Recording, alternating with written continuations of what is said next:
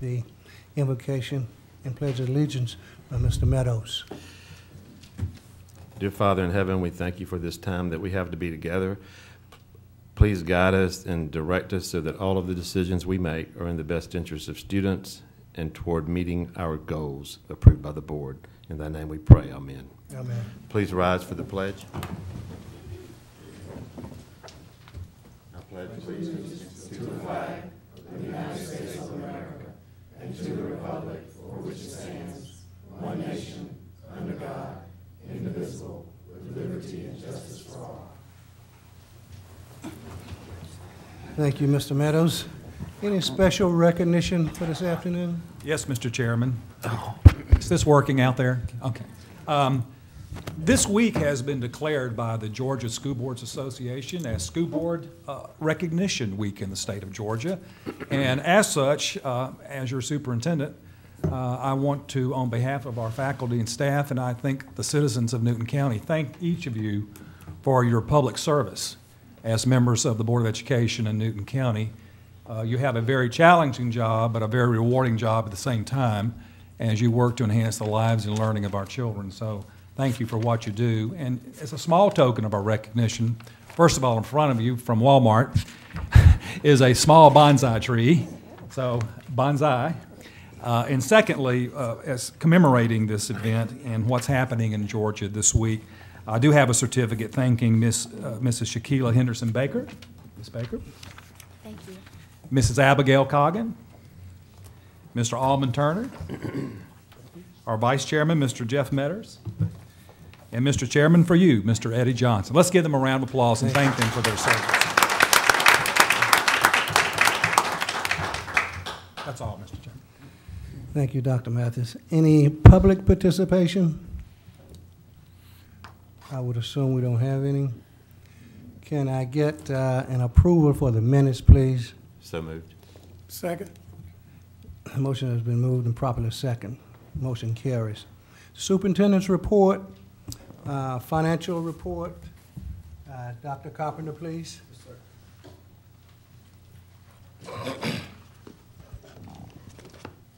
Yes, sir, Mr. Chairman and board members. We'll begin with our financial report. The general fund financial report for the month ending February 29, 2012 reflects that we're 66.67% of the school year complete, and our total revenues are at 76.74%, and total expenditures a little bit over the amount of the year complete at 67.23%. And looking at some of the specifics, you can see that our local tax receipts are at 98.06% received, and our interest earnings are at 59.91%. Other local revenues, and that includes, just for your refresher, rental of facilities, expense reimbursements, and field trips, and that type of thing, but that's coming in at 136.09% of what we budgeted. So we've done pretty well in that area. With that said, our tax collections, they continue to look better than we had anticipated, so we anticipate some additional tax revenues this year coming from the county, and we'll continue to watch that, and if that happens, that's a good thing for our ending fund balance and bottom line.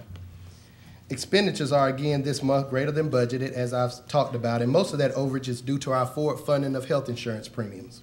And we continue to watch the increase in fuel prices and how that affects our maintenance and operations and our transportation budget as we look to those summer projects involving our buildings and our bus maintenance.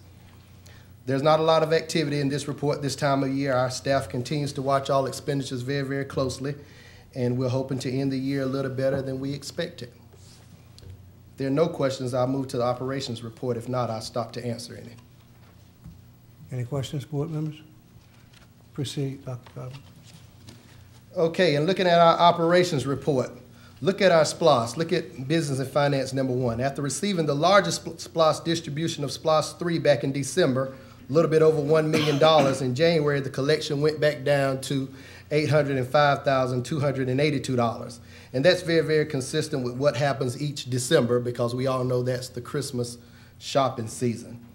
So that's always a good collection to watch. But again, if you look, we're at $848,218 per month as an average, and in comparison to SPLOS 2, where the average was $830,490 for the entire collection period. So we're doing pretty well with our SPLOS. Capital projects, everyone's getting excited about the Career Academy and its completion, and all work is on schedule, and all of our inspections that will conclude the project have been scheduled. So we are on schedule to get some moving done here in the next couple of weeks and have a few people that'll be working during the spring break. And we'll start with our young people in the Career Academy the Monday following our spring break. And there's some pictures there for you to take in. And item number 2, we had our monthly project meeting with McKnight Construction, and they reported that all building and retaining walls have been completed with 85% already waterproofed. And again, if you look at the exterior precast concrete walls, you'll see that that building on the outside is going pretty fast, and that's what we knew would happen with the precast concrete. So again, that's a good project, and the McKnight group has been great to work with thus far.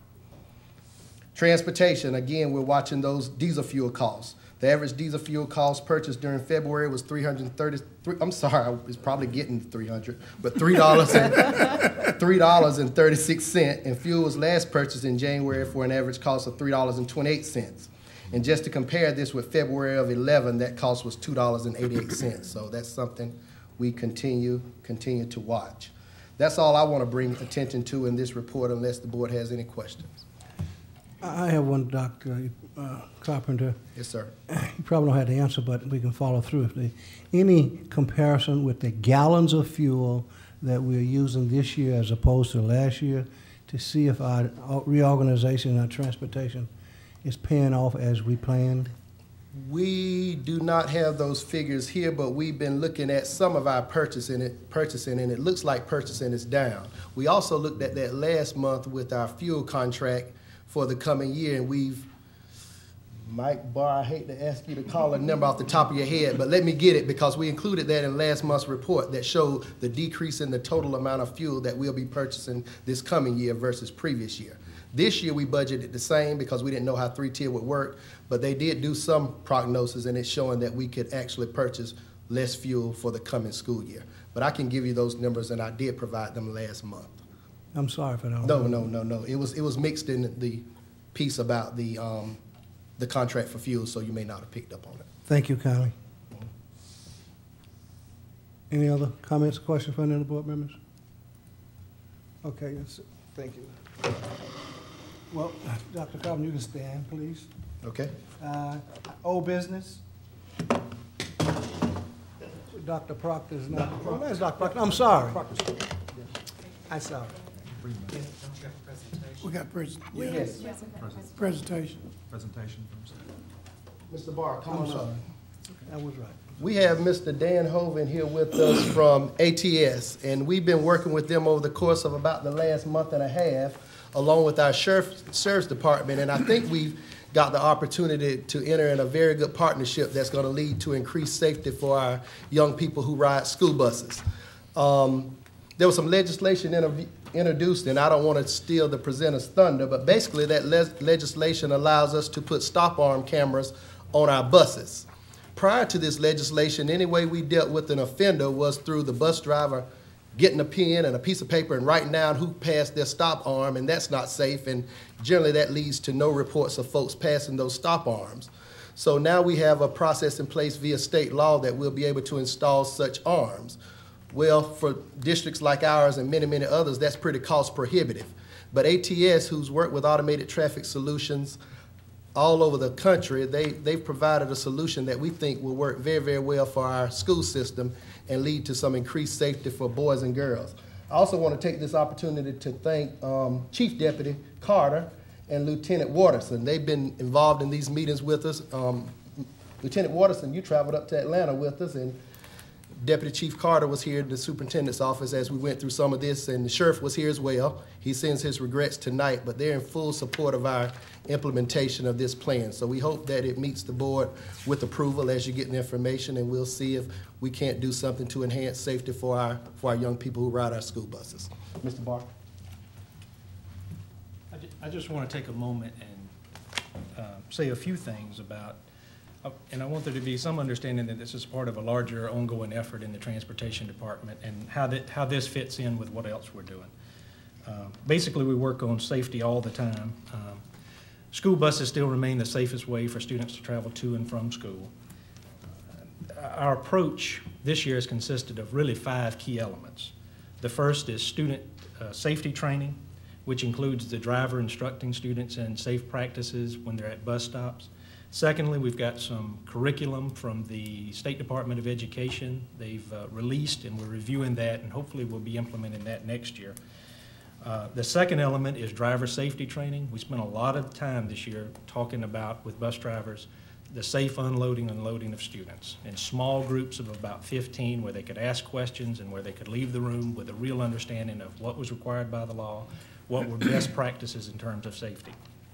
The third element is bus stop criteria, making sure that we're not unloading students where they're having to cross the road under busy traffic conditions, and secondly, making sure there's appropriate visibility at those bus stops. The fourth element is driver annual evaluations, which include, we look at driver performance, student safety behaviors, and bus stop location. All that's included in the annual evaluation. The fifth element is where we need your help tonight, and that's public awareness and compliance. There's been a recent change to the law that Mr. Hoven is going to go into a little bit more later, but there have been 9 student fatalities in the past 3 years involving school buses in Georgia. 8 of those occurred at the bus stop. 4 involved other vehicles striking the student. So it's a serious issue, and we want to do everything we can to address the issue. So, Mr. Hoven, if you're ready, I'm going to turn it over to you.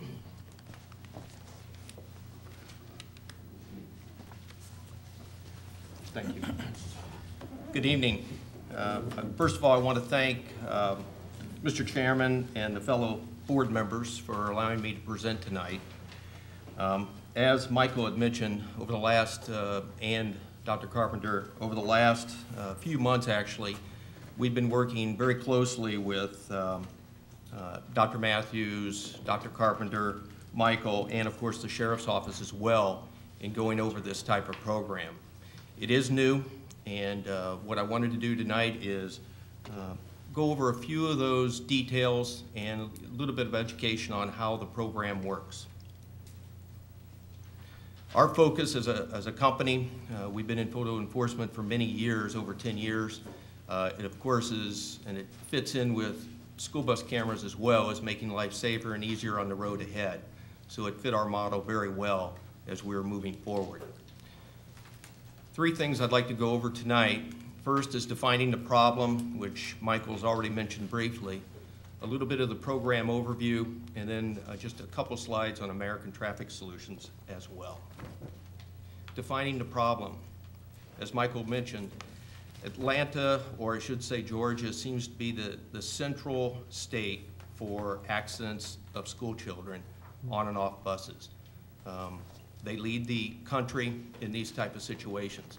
Not surprisingly, Georgia was one of the first states to pass a state law on this, which I'll get into in just a minute as well. As Dr. Proctor sets this up, I want to show a little video, and I'll sort of set the stage on it. What you're seeing is, or will see, is a school bus in West Virginia. First of all, the bus will come to a complete stop, and the bus arm will be extended, and you'll see 2 cars immediately violate the extension of the stop arm. The third one then becomes very interesting, and you'll see what the impact could have been. And I call this what if. Fortunately, the outcome is okay, but again, it shows what could have happened in a situation like this.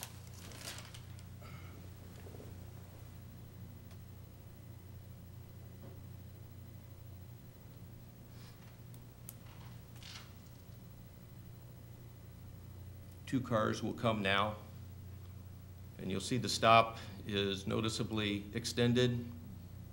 2 cars there, a child gets off.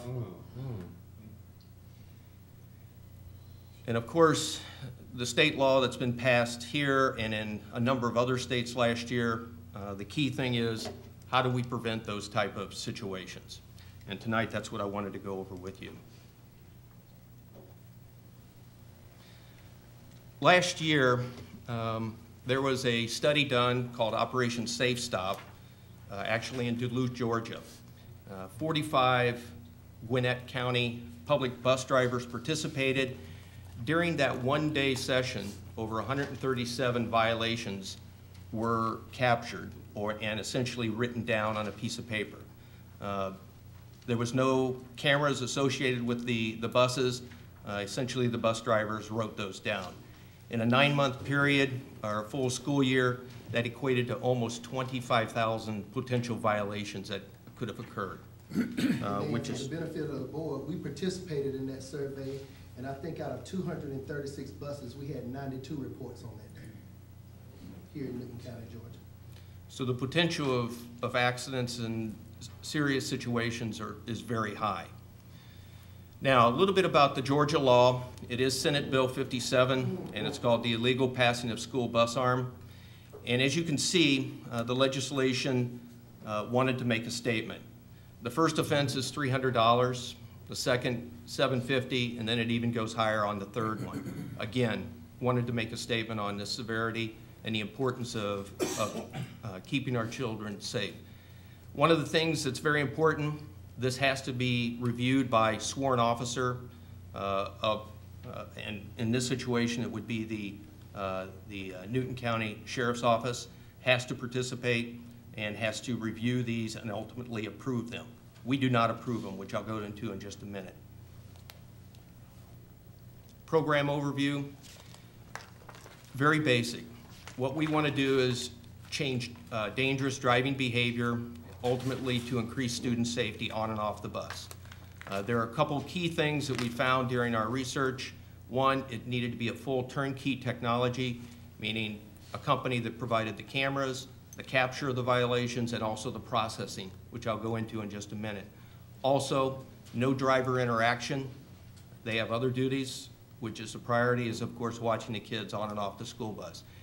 And of course, the third one, especially in these times throughout the whole country, no cost to the school district. Violator funded, as we call it. First of all, 9 months ago, we did extensive research going across the country. A number of other states have passed state laws as well. Washington, Maryland, Georgia, and a number of others. And there were 6 things that invariably came out across the board as what a program needed to be or be included with. One was automatically capturing the violations, which our system does. As I mentioned before, no driver interaction, meaning to have to press a button or write down on a piece of paper the license plate, the car model, or anything like that. No driver interaction. Being able to enforce across multiple lanes on a road, depending on how wide it is, that it would be wirelessly uploaded to the system instead of using a thumb drive or a DVR by the bus driver to take out of the vehicle. And of course, you had to be able to track it through GPS location, the lat and longitude. And then of course, passing or following the state requirements, the photo and video evidence that must be presented. With that, just a real simple process. Our system automatically detects if a vehicle passes. It's video analytics, and I'm not a technical person, but we can get more into detail if needed. But it essentially picks up the motion of the vehicle and detects that that car is going to, or that truck is going to pass. Once it is captured, it is loaded locally on the DVR of the bus and then uploaded to our system to be processed. At that point, we do a review of it. We capture the video or the photos, and that's based on what we call the business requirements rules that are set up by the school district and the sheriff's office. Once that happens, and we do locate a violation, we forward that electronically for the sheriff's office to review. At that point, if they do approve it, there's a number of ways that we set up for the violator to make payment to a lockbox, the web, or there's other ways as well.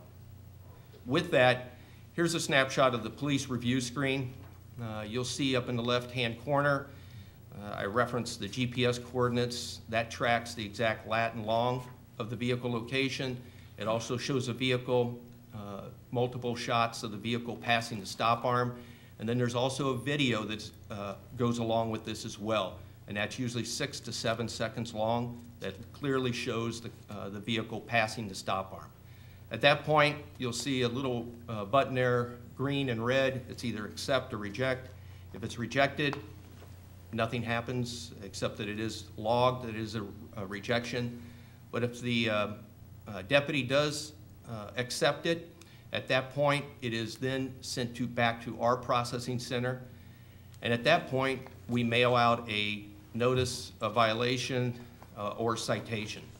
And on this, again, it shows all the details that were on the screen of the deputy as well. The photos of the car passing the stop arm, the video, and of course the lat and long components as well. Along with that, the state law requires that there be certain wording on any citation which we will follow and we will include in there as well. Now, up in the right-hand corner, you'll see something that is which makes this very automated.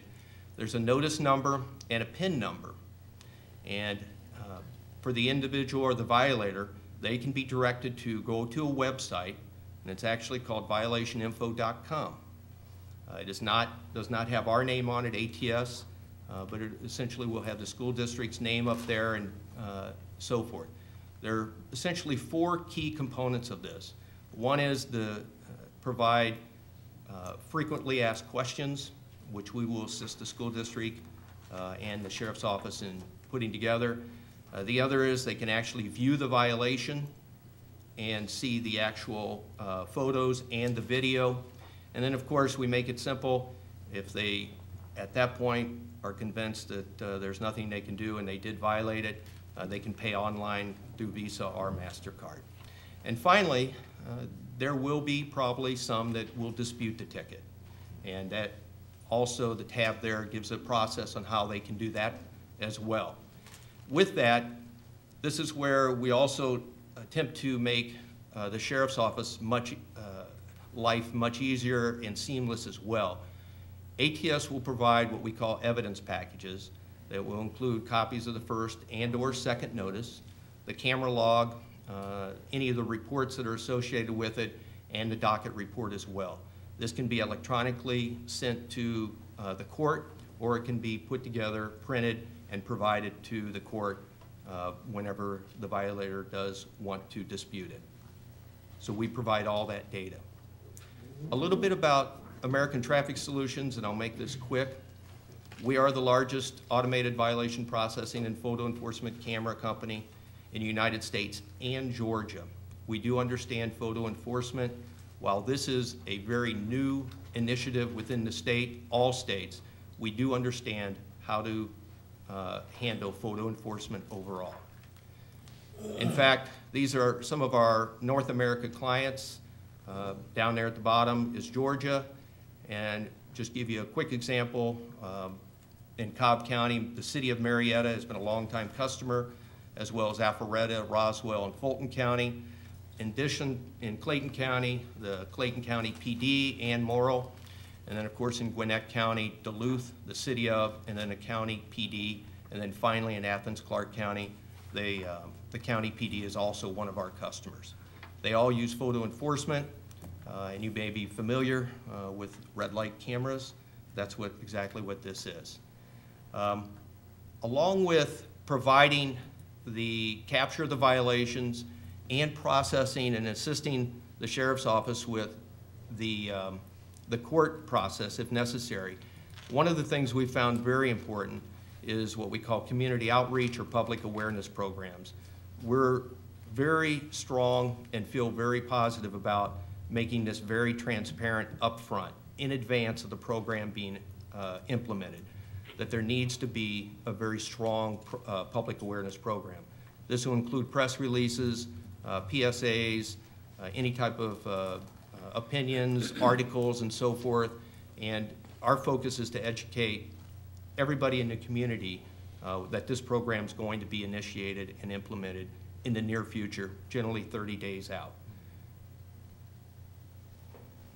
In summary, real quickly, again, there's no purchase to the system. We handle all upfront costs, meaning the maintenance and the installation of the cameras. We also provide the cameras itself, the external ones, which are the still and video. There's no bus driver involvement, wireless capabilities. From a processing perspective, we handle all of that, including the payments, the reports that go along with it. We do train your staff, both the school district and sheriff's office as needed. We maintain the equipment, and then, of course, very important, we follow all the legal requirements as outlined in the Senate bill as well. To implement the process or the program, very simple, 6 steps. One is agreement with ATS to move forward. We also work with the school districts, the school district and essentially the bus drivers and so forth on locating the most dangerous routes. There's also an MOU between the district and the sheriff's office, as you can imagine, working in jointly with each other. Then there's the installation and training of the cameras in the program, the public awareness period, and then we start enforcing the program itself. That's it for the presentation, and I assume there might be a few questions.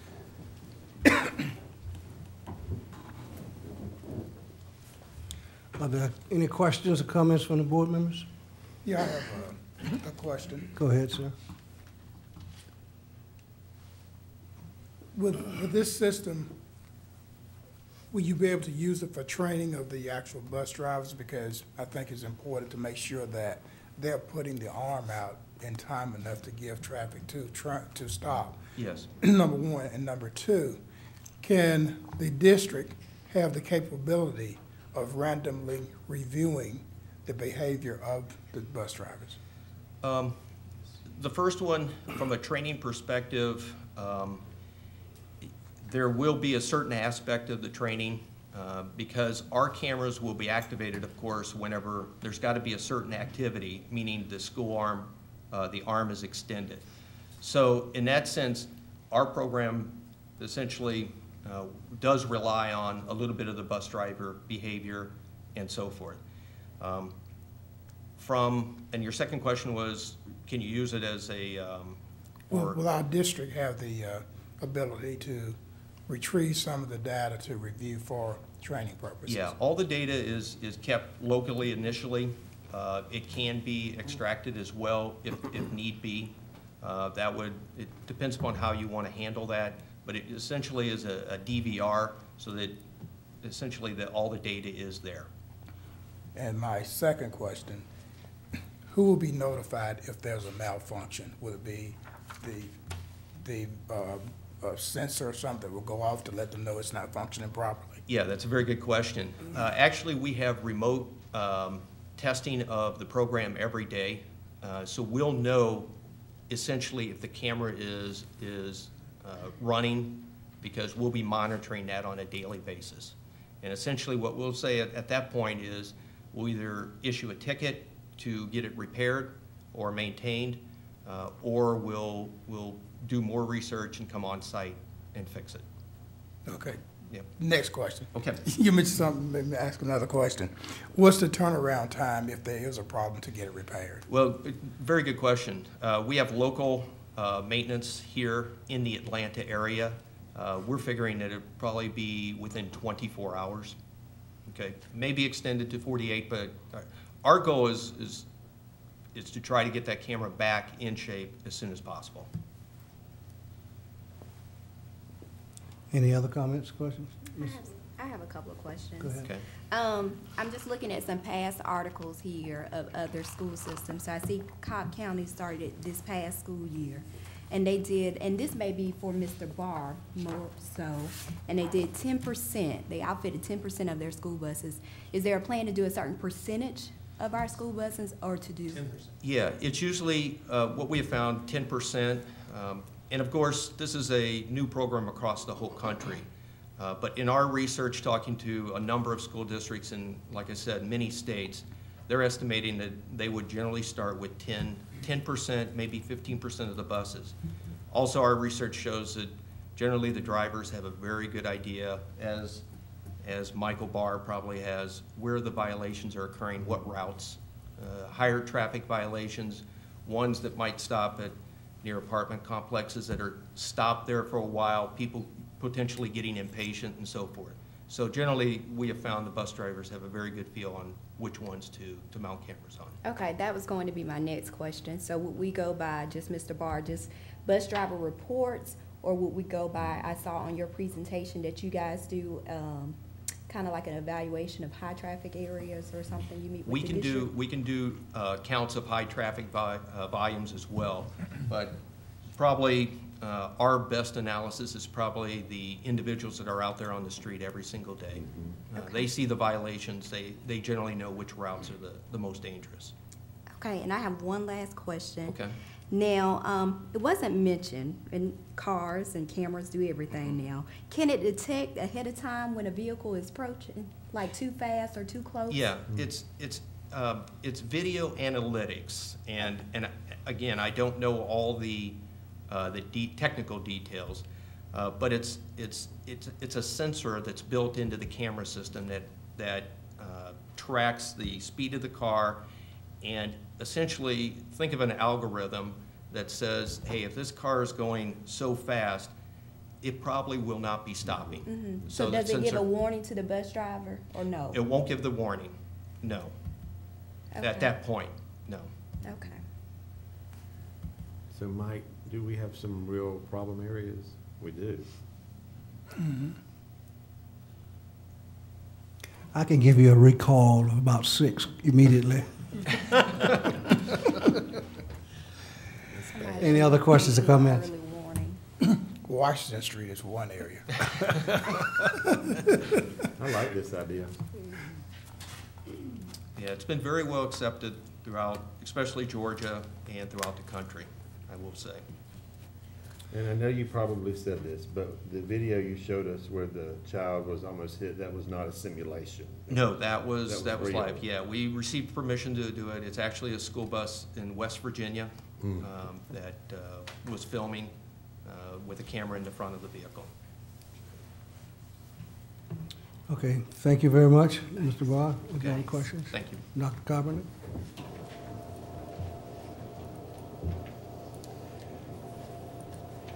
Curriculum and instruction, Dr. Proctor?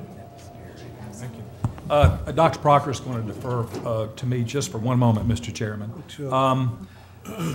We were notified earlier today by Matt Cardoza's office, he's the Public Information Officer for the Georgia Department of Education, that they were releasing the list of priority schools for the state of Georgia for the coming school year. The list of priority schools includes some 78 schools statewide, which represent the bottom 5% performing Title I schools in the state. That said, one can be deemed a priority school one of several ways. One way is that school previously being in a school improvement mode, meaning with low performance, and the recipient of a school improvement grant. That's one way to qualify. A second way is to be a high school with a graduation rate less than 60% over 2 years. And then the third way, a way most germane for my announcement this evening, is a Title I school in the state based on the lowest achievement of all students, of the all-student group in terms of proficiency on statewide assessments. And such school has demonstrated a lack of progress on those assessments over 3 years in the all students group. That said, various media will be reporting this tomorrow, and I've previously reported this on a confidential basis to the board because the State Department asked us to keep it confidential until this afternoon's announcement from them to us. That said, we do have an independent charter school, independent public school in Newton County known as the Challenge Charter Academy that will be listed tomorrow, if not already online, as a priority school. And they have been deemed so for the lack of progress in the all students group over the last 3 years. And so that's not good news, but that's the real news and part of the state's new accountability, which many have been hearing about here recently. So that said, I wanted to make that announcement with the media here so that you get it from local Newton County folks first. So that concludes that announcement. And then back to Dr. Proctor. Thank you. Yes, sir. Thank you, Mr. Chairman and Dr. Matthews and board members. Our curriculum and instruction report this month includes some very exciting items. Number one of which that I'll report is that our instructional coaches, we have asked to work very closely with our special ed contact people to build some continuity and consistency as we begin to implement the Common Core Georgia Performance Standards, to make sure that our special ed teachers are on board with that. So you can see there some information related to that in item number 1. In item number 3, I attended the Newton County Honor Chorus performance on Saturday, March 3rd. You'll see a picture of it there. That is an awesome event that happens in our district every year. Some of you have attended in the past. We have approximately 10 students from each of our 14 elementary schools who participate. This year, our clinician was Dr. Jennifer Flory, a professor at Georgia College and State University. And those students usually present about 5 songs. They work all day. Actually, their music teachers work with them a lot prior to getting there so that they're prepared to work on the more detailed aspects of the music that day with the clinician. And then they present a concert at 2:30 in the afternoon. So you can see that there in number 3. On number 4, our teachers who were unable to participate in one of the summer instructional strategy sessions with Dr. Dan Mulligan had a makeup day, and that was on a Saturday, February 11th, over at Georgia Piedmont Technical College, where the participants did the same sorts of activities that they would have had they been involved in the summer. So I think now with quite good assurance, I can tell you that all of our teaching staff has been involved in at least one full day of instruction from Dr. Mulligan. And when you have as many teachers as we do, that's quite a task to get all of those people through there. So we're excited that they've all had that opportunity. Of course, he's done a lot more than that in visiting our schools throughout the year and doing observations and debriefing sessions, but directly from him, all of our teaching staff has received support and instruction and professional learning. On the back, you'll see under number 1, the Newton County School System Federal Programs personnel have asked parents, and you may see this on the front of our, when you go to our web page right there at the top, to complete an online survey regarding our federal programs as well as other aspects of our school district. The survey will give parents an opportunity to provide some feedback about school-level parent involvement programs, comment on the school's climate, and address technology concerns. And the parents, prior to this being posted as a link on our website, received a flyer informing them that we were going to be requesting their participation. On number 4, our Newton County registrars, that's the people in our schools who enter our students into the Infinite Campus system, who take attendance every day and make sure that all of our students are accounted for. They are involved regularly in training with Renee Finley's office to ensure that we are adhering to all of the demands required by them. And so our March FTE count was last week, and we have until the 23rd of March actually to sign off on that final report. You know how important FTE is, so Renee is working with them and working with them on student record to ensure that all of that data is signed off on appropriately. Number 6, Samantha Fury, as well as Dr. Matthews and many of our school administrators, heard a presentation from Bill Heron and Alex, I'm not sure how you say her last name, Chavery, from the college board. That was on February 14th.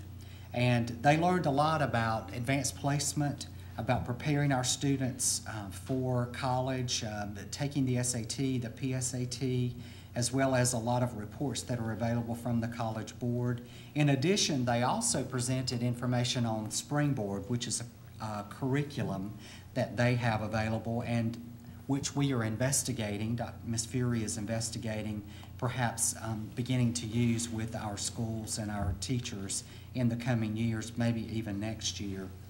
So that was an exciting time, and I know Ms. Fury has talked a lot about the Springboard curriculum. The 8th grade technology assessment window opened on February 3rd and is open through May 4th. And this year, the district is utilizing Learning.com's 21st Century Skills Assessment. We believe, Dr. Shattuck has guided us in believing that this will better assess students' technology skills in comparison to other districts, as approximately 75% of the districts in Georgia use this particular assessment. Additionally, the percent of students scoring proficient or advanced on the assessment is a component of the new CCRPI, or the College Career Ready Performance Index for middle school students. So we certainly want to get our students moving in the right direction and using the assessment that's being most widely used in the state to measure their proficiency. On number 13, the Newton County CTAE Advisory Committee met on February 13th at the center, and members were represented from lots of different sectors of our community. The committee reviewed the goals and activities outlined for the current school year, and the officers of the committee are as follows, and you'll see them listed there, and they help guide and have done a lot of work in preparing for the opening of the Career Academy. On number 16, you'll see that our technology department continues their good work, in that our technology department's network engineers and Infinity Network Solutions installed all the data cabling and all the network switches and the phone system in preparation for the opening of NCCA. The one remaining task to be done is the installation of the wireless access points, and that has to wait until all the ceiling tile has been installed by the general contractor. That concludes the Curriculum, Instruction, and Technology report. Mr. Chairman, are there any questions? Any questions from the board? We have none. Thank you, Dr. Barker. Okay, the enrollment report is number 2 there under curricular and instructional programs, and our current enrollment as of March, I believe this was March 3rd. I've punched a hole at the top. March 8th, so I can't see where the date was. Our current enrollment is 1,966, and last year at this same time, it was 1,199 for a difference of 133 students, fewer than we had last year at this time. Dr. Proctor, do the schools on the elementary, like Flint Hill, 1159, Live Oak, 925, and South Salem, 909, I'm asking because I don't know. Sure. Do they have support and administrative staff commensurate with those numbers? They do, and actually Dr. Carpenter's office and I work together on those allotments. Okay. They have administrative staff, I believe, comparable to the numbers. Of course, they always want more. You know how that goes. But then in terms of teacher allotments for supplemental teachers, which are teachers who work with lower performing students, they certainly have more proportionately. Okay, so would they, for example, have would any of those larger numbers have a disproportionate number of students under IDEA? That is a question for Dr. West, who's not here, but I will say that, of course, it stands to reason that the larger the school, the more possible students that we would have that we serve in special education.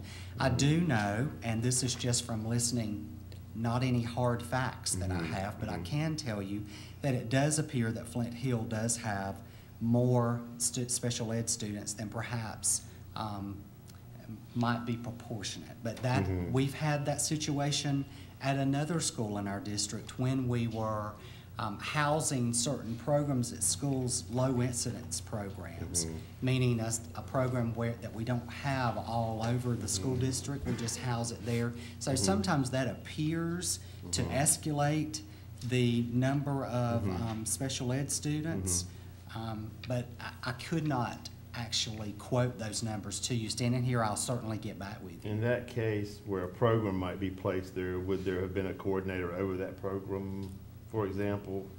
Well, our coordinators in special ed fall under Dr. West, and Right. there are 3 of those. So ideally, typically, or actually the way it works is there's not a coordinator over a self-contained program. Rather, there are coordinators, one over elementary programs and one over secondary programs, and then one over compliance and IDEA compliance. Right, but for example, just let's pretend, and I know it isn't happening, let's just say Mainstay was put in that school, Flint Hill, that you mentioned. Would support staff travel with that? Well, Mainstay is a very different Right, entity right. in that they are housed at Palmer Stone, and they do have their own staff and their own coordinator.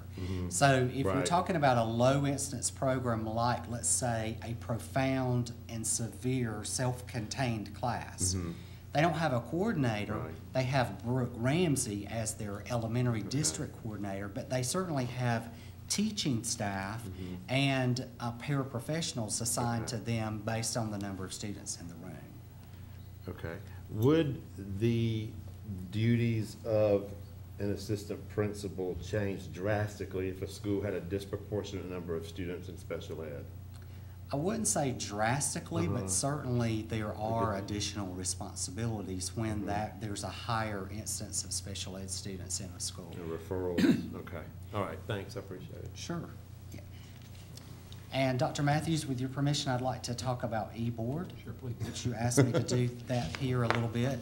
I have been working with our executive leadership team to investigate the possibility of our school board moving to eBoard for one of our functions. And actually, it's one of your primary functions as a board.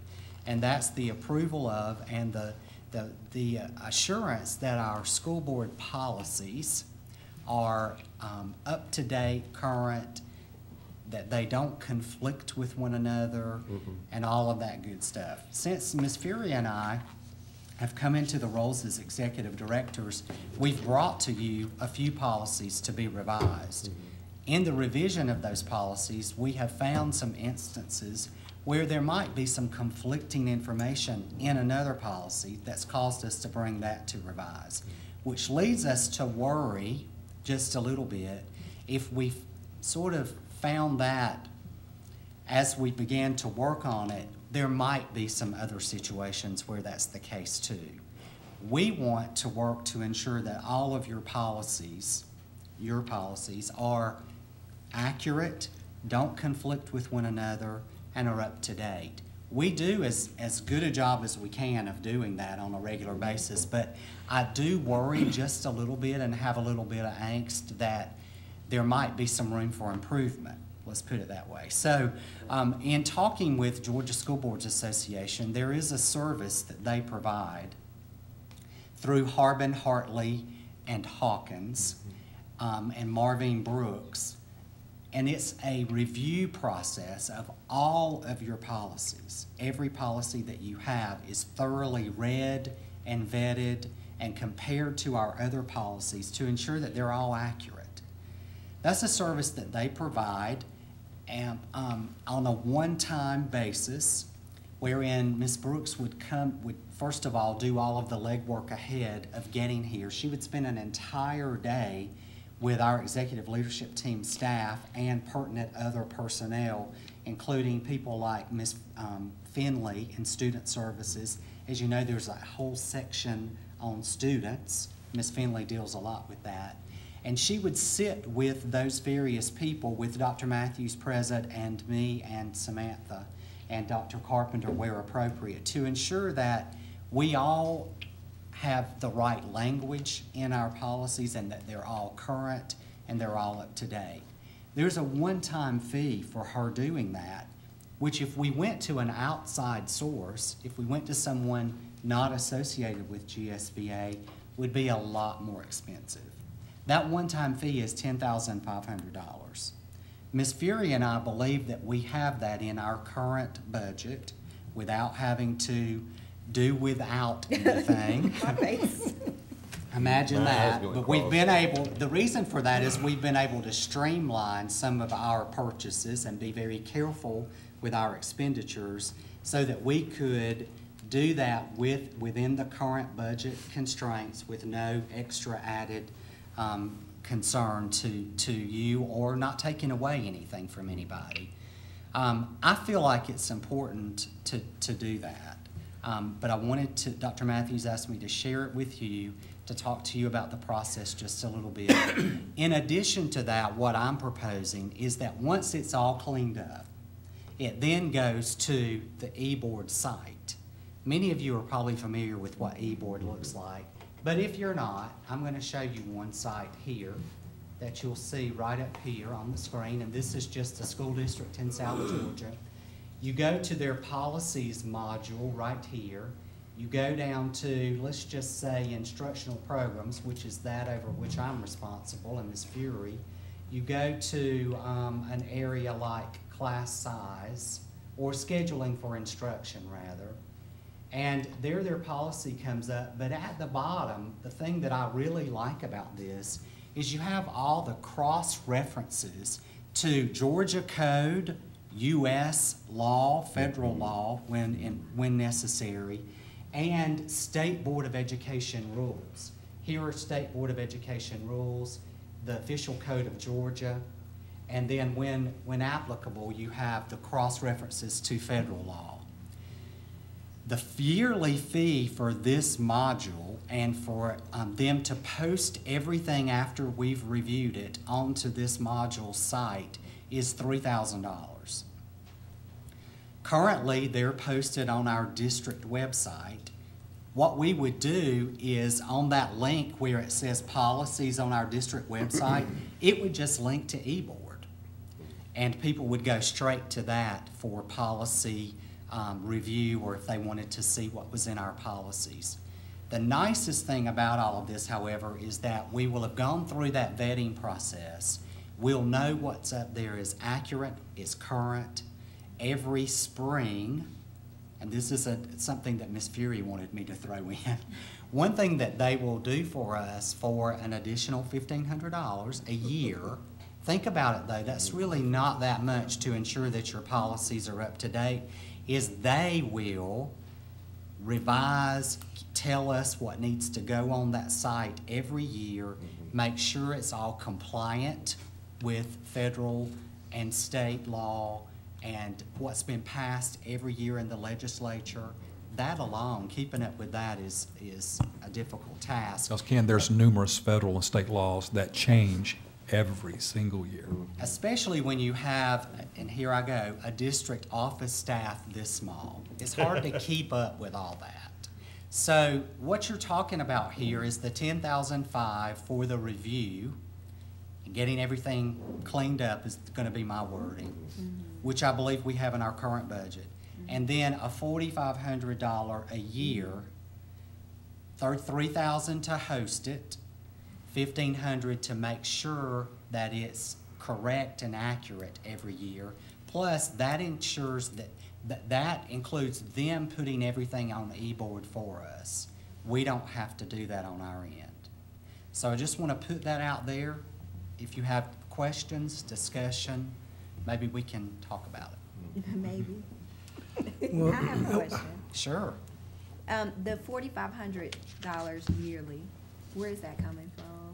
Well, that'll have to be budgeted, and we're getting ready to go through the budgeting process. So that would have to be budgeted either in Dr. Matthews' budget or in Samantha's budget. Okay. This is just a price list for eBoard. They have all kinds of modules available. Yeah, I did a The only training. one we're talking about here is the policies module. Our meetings module, what we're doing, well, not meeting module, but how you're doing meetings seems to be working. So there's no sense to even, we did talk about that in executive leadership team and came to the conclusion that there's no sense in spending that $7,500 per year because what you're doing is working. Right. So it is one of the least expensive modules available, and I think it ultimately protects our district and protects you. And then I have a couple more questions. Okay, so the 10-5, you say you believe you have it currently, you mean Yes. this fiscal year? Yes. Okay, so, I forgot my next question. 3,000, No, I already asked that. 4,500, I already asked that one. 1,500? No. Because there were three. Yeah, Can you just go over them again one time? absolutely. The 10-5 is the initial One cleanup time, one cost, time. one-time fee. Okay, Beyond that, it's a $3,000 yearly fee to host Okay. your policies, just like you see on this site Okay. here. And then a $1,500 fee that's due in the spring each year for them to update any policy that needs to be updated, add any new policies. one time a year? Yes, So after the General Assembly? Exactly. Okay, gotcha. yes. How soon are we looking at this? Well, Ms. Brooks is sitting on go at HHH, so I actually would like to, you know I'm leaving, so I would like to work on this with Ms. Brooks before I'm gone. That's quick. It is, but she's ready to begin that work. We would just have to be able to find that in our schedule, and if Dr. Matthews permits us to do that. Yes. One comment, if I may add, Mr. Chairman, to what Dr. Proctor has said. You know, having worked as a school superintendent for a long time, I've worked, for example, in a school system where we had a staff attorney right next to my office. And as things ended up, most of what he did was constantly review and update policy. And that experience for sure taught me the importance of the updated policy and the importance of not wondering whether or not you have some rule or policy that's in conflict with federal or state law. Because as Mr. Keys always explained to me, the liability inherent in mixing and matching policies in their implementation quite considerable. So while these numbers are not insignificant, they might pale, they may be insignificant when it comes to, for example, having a full-time staff attorney or some other person in the school system whose major job is to keep these policies updated and known and implemented correctly. So I think this is an important investment in one of the primary roles and responsibilities of a Board of Education, and that is to have accurate policy that keeps you good in court and keeps you physically sound unless you have liability as such that you might risk dollars. About 80% of the school districts in Georgia They announced that. subscribe to eBoard. We talked about this in Conference, yeah. Savannah in June, and they announced that, and we don't get to stand up right now, so we might soon. What was the 4,500? The 4,500 is to host the eBoard site for your policy module. So it's the hosting, and then 1,500 of that. It's a one-time. Gotcha. Okay. The 1,500 is a yearly fee. I didn't know those were wrapped under. I got you. Yeah, they're all That's together. Now, Question. Well, I'm sorry. Okay. Now, when will you be sure that you have, because you said, No, I believe. we have it. Okay. We're I good. believe. We're good. I can Okay. assure, I can tell you that we do. Because you said it twice. I believe. Okay, I don't believe I know. Okay. Is that better? Okay. Mr. Turner? Did we not too long ago, give our school policies to fill them to review and to go over them? Actually, it seems like just a little while ago, but it's been a long time. Now, I will tell you what you did do, and that was immediately after our last SACS visit. One of their recommendations was to clean up our policies. They Right. didn't word it like that. I just worded it like that. But that was one of their recommendations. And Dr. Hayden and others on staff, including Dr. Carpenter, did do a review, but we have still, since then, that has been now 4 years, we've still found some inconsistencies even after that review.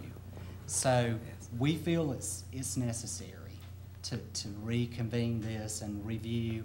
We also have a SACS visit coming up very soon, so we want to make sure we're set for that. Okay, thank you, Dr. Proctor. I know I believe in your next assignment, it has to do with sales or marketing. Because you've done an outstanding job here. All right, thank you. What is our cutoff date? Are you looking for some type of reply from us this afternoon or next week? Well, certainly we can wait till next week. The sooner I know, the sooner I can put the wheels in motion to begin working with Ms. Brooks at HHH. But we can wait until next week. This is your Understand. because the amount of money, and I don't know if it's incumbent for me to say this or not, but I'm going to. The amount of money is not required for you to vote on to spend because it's not that much. Okay. However, it's what you do as board members is policy. So obviously you need to approve whether or not we're going to do this. Well, let me exercise the chair responsibility then for the first time. I think I'm going to roll call my fellow board members. Yes, sir. And to give us, at least if I'm stating this incorrectly, tell me. Give us the okay for the 10,000 investment. That'll get us started. Yes, sir. Okay, can I have a roll call? Mr. Turner. Okay, well, that's before I say anything, that's why I was going to recommend that we do something to get it started. Yes, but I think we need to have further discussion as to the fullness of the packet. Okay. Okay. So. Your favor? Favor. Ms. Coggin? Yes. Mr. Manners? Yes. Yes. We'll take that as an authorization to get started. Okay, and I want to throw this in because I hope you will, here I am selling again, I hope you will agree to move it to e-board because without doing that, in a few years, you're going to find yourself in this same boat again. If we have to come back and let you finish the sale off, we'll do it. Okay, all right, thank you. We'll have to drive in from Atlanta. Thanks, Doc.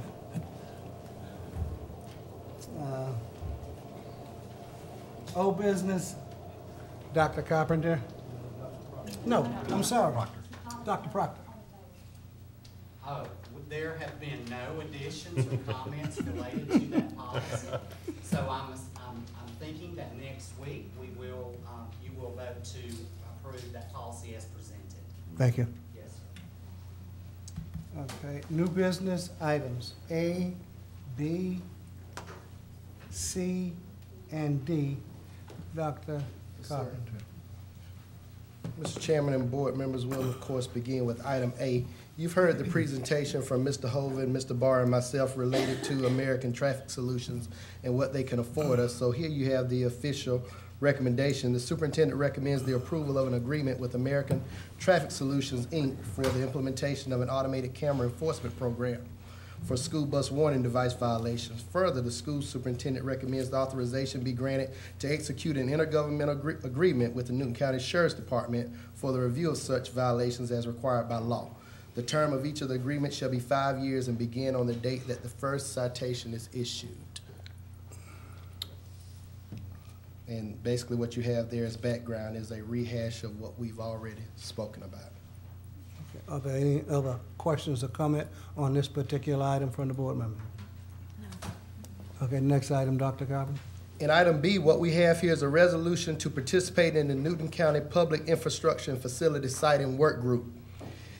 And the superintendent recommends the adoption of a resolution providing for participation in the Newton County Public Infrastructure and Facility Siting Work Group. Adoption of this resolution supports recommendation 5.4 of a vision for public education, equity, and excellence. The recommendation states develop local protocol for collaboration among local school systems and other educational entities, public service agencies, businesses, and industries, and the community served in decisions related to school siting, school safety, and the co-location of community service.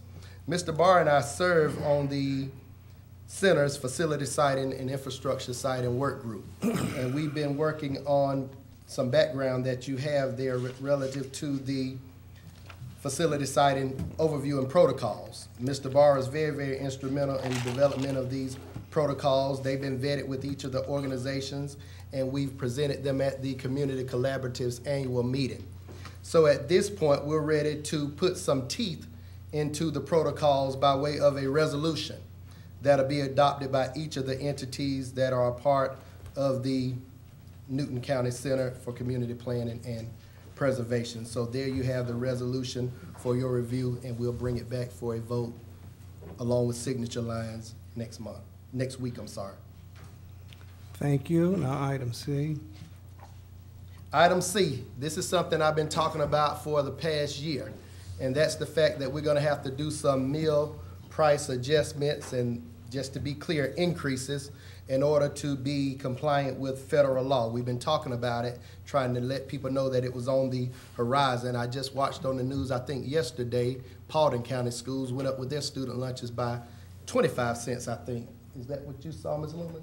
I saw that the other afternoon. So we're going up by 10 cents for student lunches and by 25 cents for adult lunches. This is not something we're doing just because we want to do it, as I have explained earlier, but the United States Department of Agriculture's rule entitled National School Lunch Program, School Food Service Account Revenue Amendments related to the Healthy Hunger-Free Kids Act of 2010 requires that school food authorities participate in the National School Lunch Program to ensure sufficient funds are provided to the nonprofit school for food service account for meals served to students not eligible for free or reduced lunch prices. There are two ways to meet this requirement, either through prices charged for paid meals, which is what we're doing, or through other non-federal sources related to the nonprofit school food service account. And that means we basically use the general fund to pay for those meals in a nutshell, to be specific.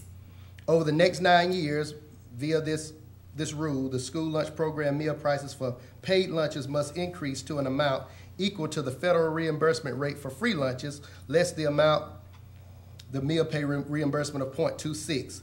The meal price target for FY13 is $2.51. And each year we get a calculator from the feds, and that calculator tells us, we put in the data, and it tells us what our target price rates are for each year. And for FY13, that amount is $2.51. So in order to make progress, not to get us there, we're looking at an increase of 10 cents on all of our lunches. You'll see the chart there. Elementary lunches going from $1.50 to $1.60, secondary lunches from $1.75 to $1.85. And just to keep up with costs, the adult lunches are not a part of this rule.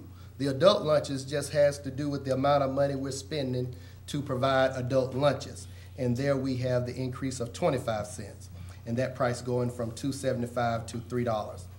All adult meal prices are set at the total actual cost of a lunch plus the meal value of the USDA foods received by the district. So there you have something that we've been trying to put off, but the federal government that provide us with our federal nutrition dollars, they're looking at progress over the course of the next 10 years, and this is a step toward our district making said required progress. I have a question. Still the best deal in town, Ms. Henderson-Baker. Okay. It's just a clarity question. Yes, ma'am. So for clarity, they're saying the actual price should be $2.51? That's the meal target price, and it's done every year based on an economic calculator, and they're saying that you'll get up somewhere around the $2.51 mark. But each year it's adjusted based on inflation and that kind of thing. But it doesn't, I asked Ms. Jan, how much does this number fluctuate? And maybe about 4 or 5 cents either way in a given year. So to make a long story short, in the next 9 years, we're trying to work toward a number somewhere near $2.51. It could be $2.55 or $6. It could be $2.47. Well, by then they'll want $5. It probably will need. Okay, any other questions on item C? And this would be effective, just to be clear, Mr. Chairman, with the beginning of the FY13 school year. Beginning? Yes, beginning at the start of next school year. Okay, thank you on that. Item D. Yes, sir. We have surplus items. The superintendent recommends declaring the items on the attached surplus equipment forms as no longer serviceable to the school system and authorizing the appropriate disposal of these items through a salvage company or other proper disposal methods, i.e. our govdeals.com website. And you have the items here coming from Fairview, the School Nutrition Program, South Salem, and the Maintenance Department, the Service Center, I'm sorry, and the Maintenance Department. Any trailers left? Yes, sir. That's in my operations report. I did have a piece on trailers, although I didn't bring attention to it, but we can. It was 6, I think I read. 6. I think there's 6 that we have not processed. Modular classroom update to date, 50 trailers have been sold on the online auction site GovDeals, of which 38 have been removed from school property. The other 12 units should be removed by the first week of April. You know, when we sell it on GovDeals, the individual has to come and get the piece of equipment. And an additional 6 units have been transferred to other governmental agencies, and 1 unit is currently posted for sale online. The remaining 6 units are in the process of being surplus. We've been working on trailers this year. Very good. Thank you, sir. Item, now, Dr. Shannon, please.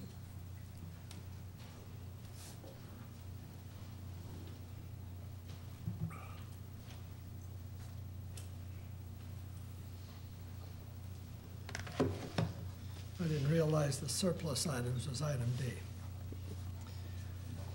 Dr. Matthews, Mr. Chairman, ladies and gentlemen of the board. Item E represents the bid item for telecommunications. Every year, we bid out telecommunication services through the E-rate program because the E-rate program allows us to get discounts on telecommunication services. These are basically renewals of our telecommunication services. After bidding, reviewing all the bids that came in, we decided to stay with the company that we had those services with this year. That would be AT&T with the PRR lines, which is our main trunk lines for incoming and outgoing telephone. It would be the POTS lines, which are basically our telephone lines that allow the alarm systems, the elevator phone, emergency phone to 911, et cetera, to operate even if the phone system goes down. It would also be the long distance services and long distance services. That's the AT&T. We decided to, analyzing all the bids, we decided to stay with AT&T Mobility, and with Sprint, it would have been too costly to try to switch to another company because everyone has these phones, and if you switch to a different vendor, you have to change phones. And so, since the bid prices were approximately the same, it seemed to us to be the most prudent things to stay with what we had. So these are just renewals from the current contracts. Any questions on item E? One little comment that the old-fashioned fax lines, any feel for the number we're talking about? We're talking Your about best guess. 150. Okay. Well, you generated another question. Why do we need those? Because you have to have them for fire alarms or burglar alarms. No. You're saying that. Oh, the fax POTS machines. lines, POTS lines. The POTS lines are for the burglar alarms, the elevator lines, the 911 lines. We also use them for approximately a half dozen fax lines. Okay, that was my initial question. If half dozen, I can. A half dozen for Okay, fax thank you. machines. Got it. We're using online faxes every place else, but there's specific places that require a dedicated line. Okay, no problem. Item, if no questions? Yeah, I'm one sorry. question. You mentioned about the cell phones, by having to change cell phones. Do they automatically give us an upgrade on the existing phones, or is there a cost if one is lost or damaged? If one is lost or damaged, it depends on how long we've had it, but usually they'll give us a discount on a new one. But again, it depends. Now, if I bought one and I damaged it tomorrow, and I bought a brand new one today, then we would not get a discount. But if you have it over a year, then you get a discount if you upgrade to a newer version. And usually the discount is about 50%.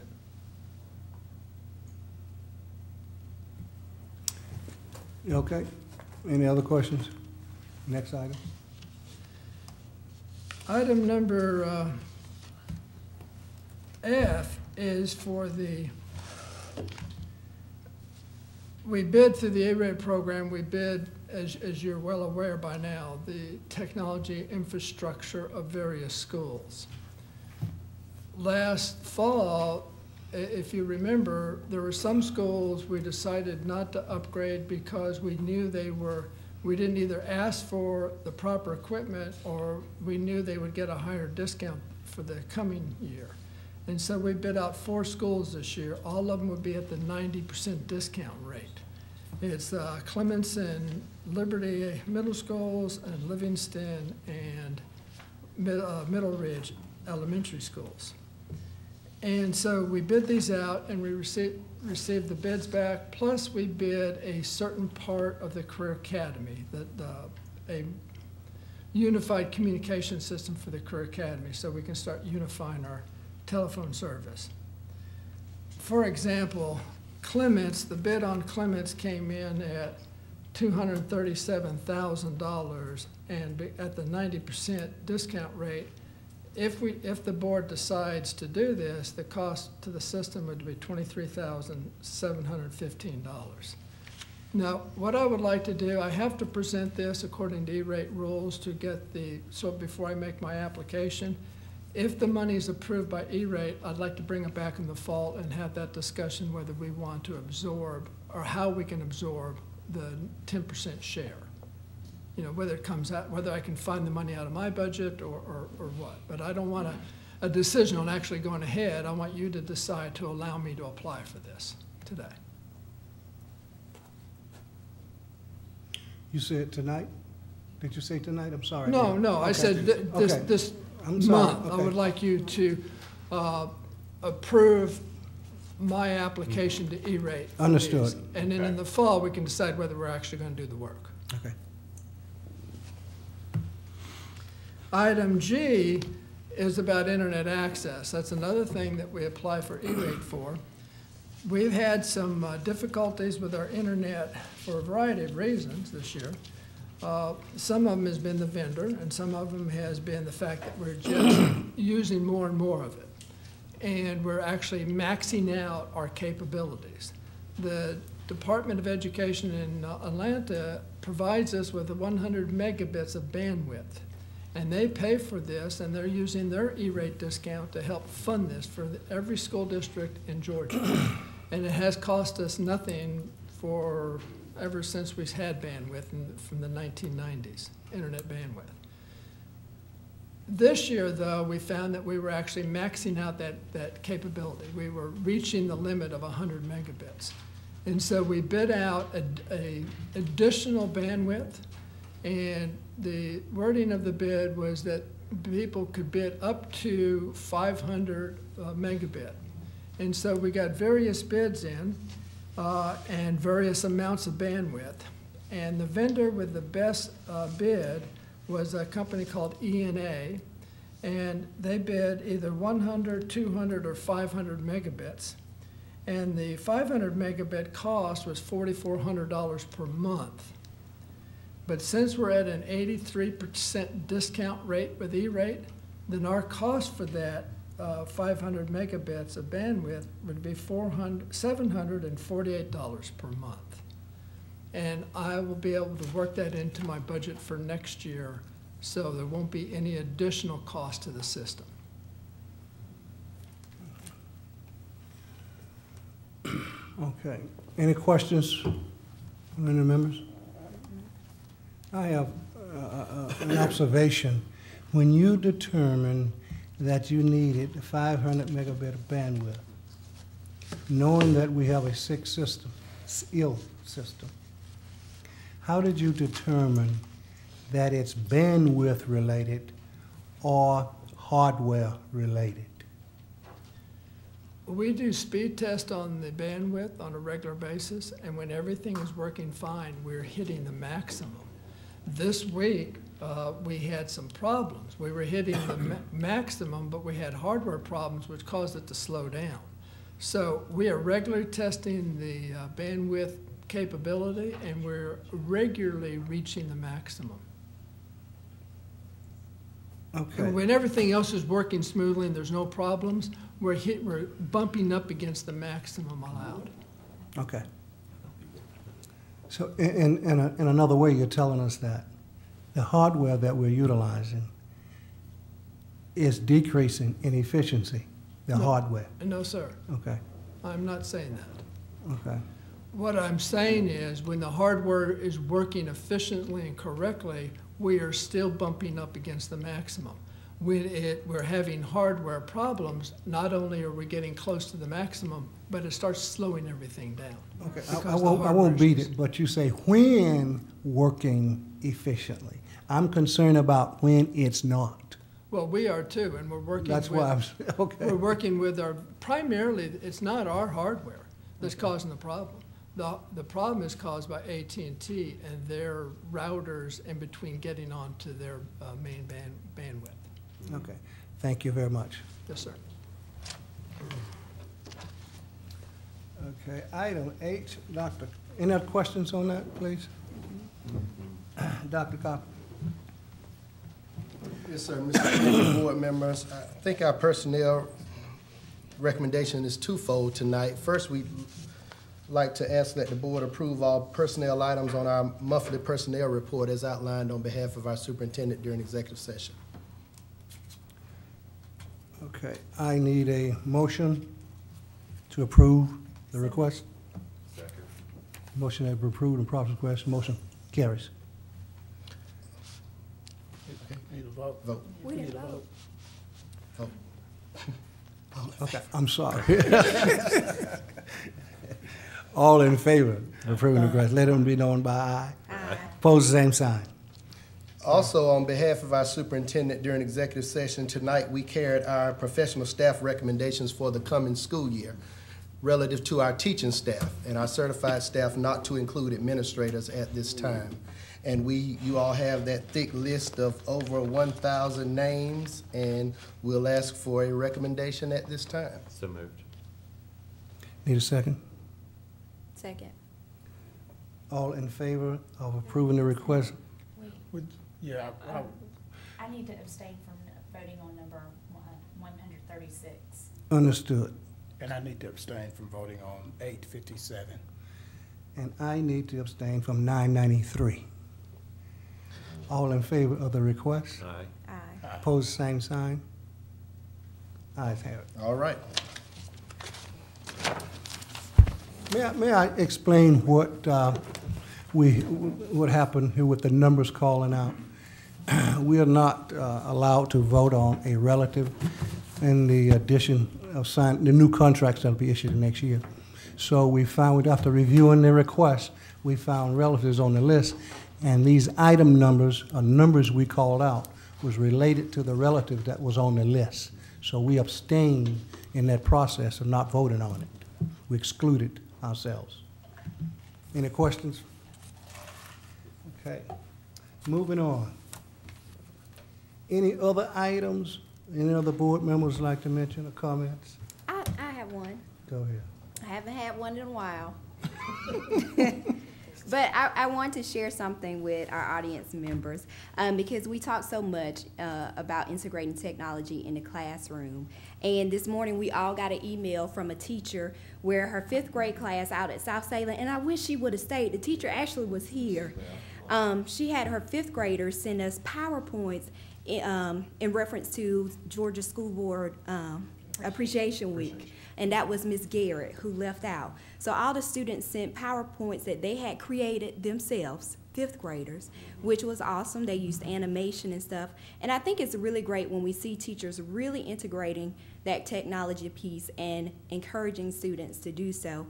And from her email, she said that at first it looks like she wanted them to write something, but they didn't want to write and they didn't want to draw, she says. So they wanted to do these PowerPoints. So I really appreciate that. So I want to express that. Also, to carry on with that, back in the back tonight, we had letters from, I think it was Live Oak and East Newton, and I think some other letters from South Salem. So we appreciate all the teachers and staff getting their students involved and thanking us. And Mrs. Allen helped do some Yes, nice thank you, things Ms. for us. Allen. Kathy Allen remembered all of us, along with others, I'm sure. We are very appreciative of those kind words and reminders.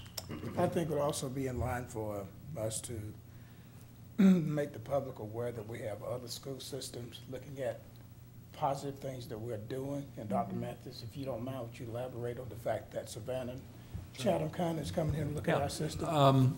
Thank you, Mr. Turner. As Principal Lockhart reported to us today, somewhere between 13 and 15 principals from Savannah Chatham Public Schools visited Newton High School, specifically looking at our instructional focus period, sometimes called ACADEX. And as you know, we had much discussion last year as we moved to that model, and they wanted to see how it was working at Newton High School. So Dr. Lockhart hosted those principals today. Thank you, Dr. Mathis. Along that line, since I see you all writing, Henry County, and correct me if I'm wrong, Dr. Matthews, Henry County as well as Gwinnett have come out to see the Promethean work at Flint Hill in the last year. I believe that is correct. Yes.